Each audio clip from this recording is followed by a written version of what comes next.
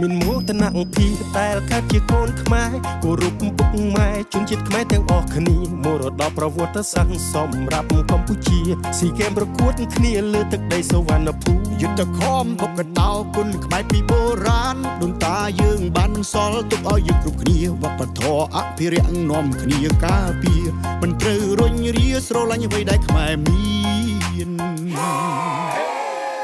អេបងប្រុសប្រុសសង្ហាខ្ញុំសូមជម្រាបសួរចារំលែងចង្វាក់ខ្មែរអង្គភិវឌ្ឍណារៀមរាបើរំមិនសូវស្ទាត់អូនបងរៀនបានណារំចាប់ចង់ទៅណាអូនជូនបានណាថ្លៃបងចង់ទៅទស្សនាប្រាសាទបុរាណស្រាវជ្រាវឈ្មោះទាំងប៉ុន្មានឲ្យបានយល់ពីអត្ថន័យចម្លាក់នៅលើប្រាសាទគេដូនតាអស្ចារ្យក្រៃនាមកូនខ្មែរប្រុសស្រីសូមសន្យាខិតខំថែ